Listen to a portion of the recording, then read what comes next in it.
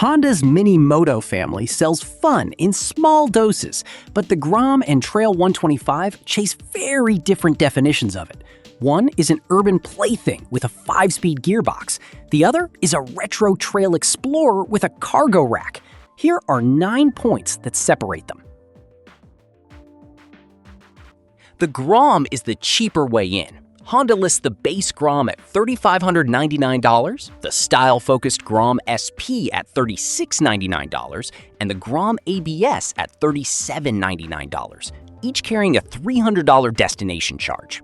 The Trail125 arrives at a flat $4,199 plus the same $300 destination fee, making it $600 dearer than the entry Grom and $400 above the ABS model. That premium is not arbitrary. The Trail125 includes anti-lock braking as standard equipment, a kickstarter, a cargo rack, and an engine guard. Still, for a rider shopping strictly on out-the-door cost, the Grom undercuts its stablemate by a meaningful margin and offers 3 trims to spread that spend across. Both bikes run the same fundamental power plant, a 123.9cc air-cooled single-cylinder 4-stroke with an overhead cam, 2 valves, a 50.0mm by 63.1mm bore and stroke, 10.0:1 compression, and PGM FI fuel injection through a 24mm bore. On paper, they are twins. In practice, gearing and intake routing pull them apart. The Trail125 uses a high-mounted air intake and upswept exhaust, heritage cues from the CT lineage that also keep water and dust out of the works. And its 14T front sprocket against a 38T rear favors low-end grunt. The Grom's 15T/38T combination stretches the ratios for pavement. The Grom uses a conventional 5-speed manual with a multi-plate wet clutch and a hand lever, which makes it a legitimate teaching tool for riders who want to learn clutch control before graduating to something bigger. The Trail125 runs a 4-speed manual paired with an automatic centrifugal wet clutch. You shift with your foot, but there is no clutch lever at all. That setup is forgiving on technical trails where a stalled bike is a nuisance, and it flattens the learning curve for absolute beginners. Riders who want a proper gearbox education should take the Grom. Riders who want simplicity underfoot should take the Trail125. The Grom rolls on 12-inch cast wheels wrapped in fat 120/70/12 front and 130/70/12 rear rubber. That combination is superb on tarmac. A big contact patch, quick steering, and enough sidewall to shrug off potholes. But it is emphatically a street setup. The Trail125 counters with 17-inch wire spoke wheels shod in 80/90/17 tires at both ends. Narrower, taller, and mounted on spokes that flex rather than crack, they roll over ruts, gravel, and roots the Grom's stubby wheels would trip on. Wire spokes are also easier to true trailside. If your riding involves any unpaved terrain, this point alone probably ends the argument. The Grom carries a 31mm inverted fork with 4.3 inches of travel and a single rear shock working through a box section steel swing arm with 4.1 inches of travel. The Trail125 matches that 4.3-inch front figure through a slimmer 27mm fork, but drops to twin rear shocks with only 3.4 inches of travel. Geometry tells the rest of the story. The Grom sits at 25 degrees of rake with 3.31 inches of trail on a 47.2-inch wheelbase, while the Trail125 relaxes to 27 degrees, 3.1 inches of trail, and a longer 49.5-inch wheelbase. The Grom turns faster, the Trail125 tracks straighter and calmer over rough ground. At 224 pounds curb weight, 227 for the ABS version, the Grom is the lighter machine by a wide margin. The Trail125 tips in at 256 pounds, roughly 32 pounds more, largely thanks to its rack, guards, spoked wheels, and larger frame. Seat height splits them too.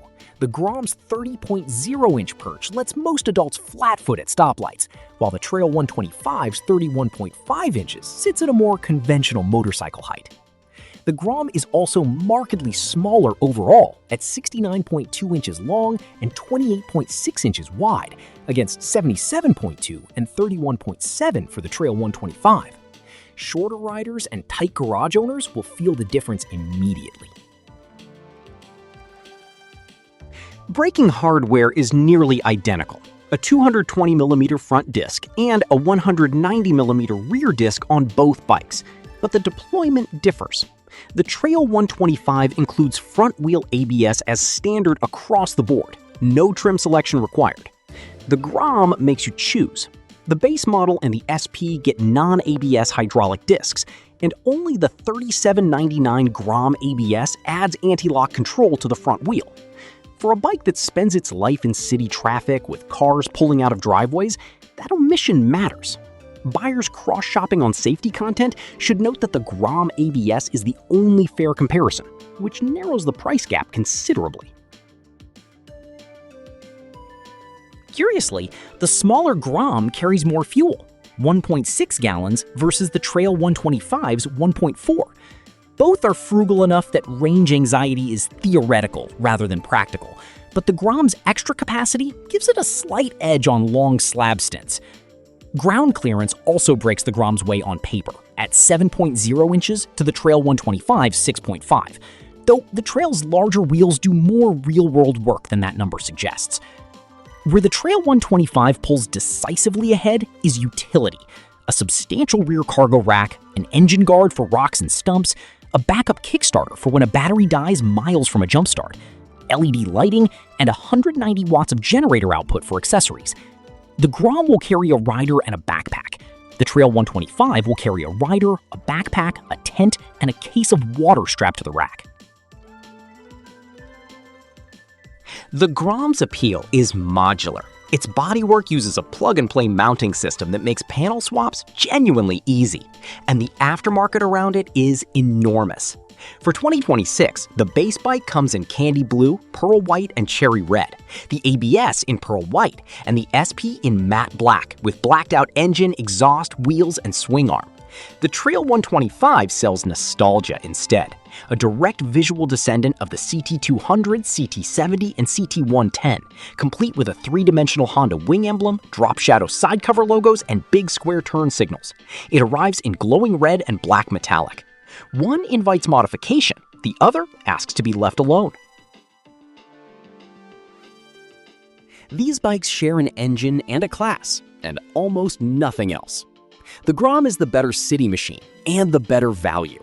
Lighter, cheaper, lower seated, sharper steering, and blessed with a real 5-speed clutch that teaches skills transferable to any motorcycle. If your riding is commuting, parking lot hooliganism, campus loops, and the occasional canyon run on pavement, the Grom is the obvious pick, and the SP is the sweet spot if you can live without ABS, though the ABS trim is the smarter buy for anyone riding in traffic daily. The Trail 125 justifies its $600 premium the moment the asphalt ends.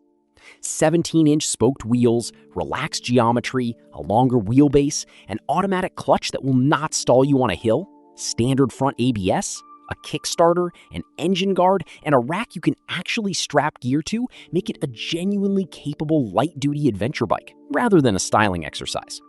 It is heavier and taller, and its shorter rear travel and smaller tank are real compromises, but nothing in the Grom spec sheet answers a fire road.